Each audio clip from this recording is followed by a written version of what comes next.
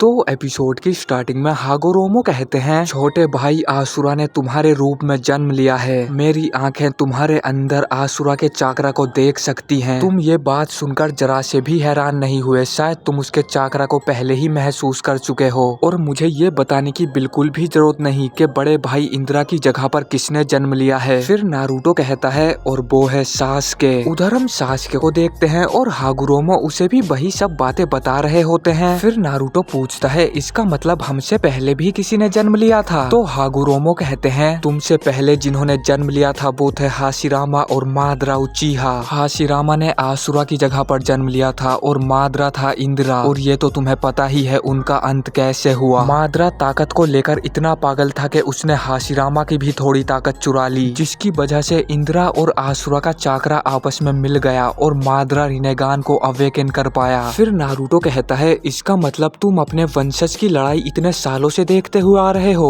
तो हागुरोमो कहते हैं, तुमने बिल्कुल सही कहा। मैंने निंसु बनाया जो चाकरा लोगों को आपस में जोड़े रखता, लेकिन मुझे इसका अंदाजा बिल्कुल भी नहीं था कि लोग उसका इस्तेमाल अपनी ताकत को बढ़ाने के लिए करेंगे। मेरी माँ के द्वारा इस दुनिया से अराजकता खत्म करने के बाद वो यहाँ पर अकेले शासन करती थी, लेकिन उस ताकत ने मेरी माँ को घमंडी बना दिया और पूरी मानवता उस ताकत से डरने लगी। मेरी माँ जो कभी रैबिट गोडेस हुआ करती थी, लोग उन्हें डीमन बुलाने लगे। अगर संपूर्ण ताकत किसी एक इंसान को दे दी जाए तो वो ताकत उस इंसान को बस में कर लेती है। अब मादरा भी मेरी मदर की तरह ही बन चुका है। उसकी ताकत की भूख बढ़ती ही जा रही है। इन्फिनिट सुकुयोमी सिर्फ तुम पर गेंजुत्सु ही नहीं करती, बल्कि जो इन्फिनिट सुकुयोमी को शुरू करता है वो तुम्हारी ताकत का इस्तेमाल कर सकता है, वो भी तुम्हें जिंदा रखे हुए। तुम लोग डिवाइन ट्री की जड़ों से बंध जाओगे और जीवित गुलाम बन जाओगे। तो मैं चाहता हूँ तुम उस मादरा को रोको। तभी हम देखते हैं वहाँ पर वन टेल और एट टेल भी आ जाते हैं। तो नारुतो कहता है, आखिर तुम दोनों मेरे अंदर क्या कर रहे हो? फिर एट टेल कहता है, ओबिटो ने मादरा के अंदर से हम दोनों के चाकर को खींच लिया। उसे पता था तुम्हारे अंदर किन टेल बीस्ट की कमी है। तभी वहाँ पर नाइन टेल भी आ जाता है और वो कहता है, ओबिटो ने मुझे भी तुम्हारे अंदर डाल दिया है। अब तुम्हारे पास 9 के 9 टेल बीस्ट का चाकरा आ चुका है। फिर नारुतो और सासके कहते हैं, भले ही हम दोनों भाई ना हो, लेकिन हम दोनों इस दुनिया में शांति लेकर आएंगे। जिसके बाद से जो सिक्स पाथ उन दोनों को अपनी ताकत देते हैं। फिर हम देखते हैं नारुतो और सासके को होश आ जाता है और उन दोनों के हाथ पर एक निशान बना हुआ था। फिर वो दोनों कहते हैं, अब समय आ चुका है। वहीं गाय सेंसे सोच रहे थे, ये मेरे सैकिजो से भी बच गया, और वो काफी ज्यादा थक भी चुके थे। फिर मादरा देखता है गाय का चाकरा कम होते जा रहा था, तो मादरा कहता है, ये अटैक उसका आखिरी अटैक होगा। फिर गाय अपने चाकरा को चार्ज करने लगते हैं। तो ये देखकर गारा कहता है, अब ये मत कहना कि उसके पास सैकिजो से भी बेहतर कुछ है।